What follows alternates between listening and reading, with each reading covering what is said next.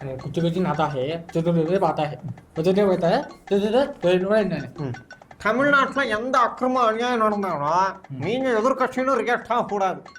அதை நான் ஸ்ட்ரிக்டாக சொல்கிறேன். ஏன்னா டெல்லியிலேருந்து நாங்கள் ஒரு கட்சி வச்சுருக்கோம்ல தமிழ்நாட்டில், நாங்கள் ரியாக்ட் ஆகுறோம். ஏன்னா ஒரு 10-15 இல்லை ஒரு மாதம் கிடச்சி அதுக்கு ஒரு கண்டன அறிக்கை வெளியிட்டுக்கோங்க. அதுக்கு வேணால் பர்மிஷன் தரோம்.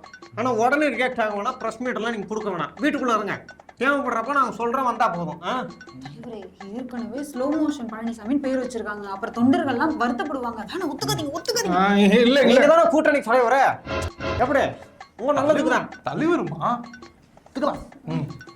अरे सुने कुछ कुछ कुछ पेरेंट बने அன்னையிலிருந்து நீங்கள் உங்கள் கூட இருக்க மாவசிகள் எல்லாரும் சுப், ஹிந்தி தெரியாதா, எல்லாரும் சைலண்டாக இருந்தால் போதும்.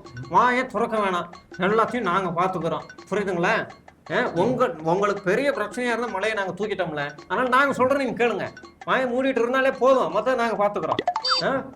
ஏற்கனவே எல்லாரும் அமைதியா தான் இருக்காங்க. இப்படியே இருந்தா என்ன ஆகுறது? நம்ம நிலைமை, கட்சி நிலைமை என்ன ஆகுது? கேளுங்க. இல்ல நீங்க தானே தலைவர், தமிழ்நாட்டுக்கு கூட்டணிக்கு நீங்க தான் தலைவர். இந்த ஆப்ஷன் நாங்க யாரும் கொடுக்கல, அது வச்சுக்கோங்க.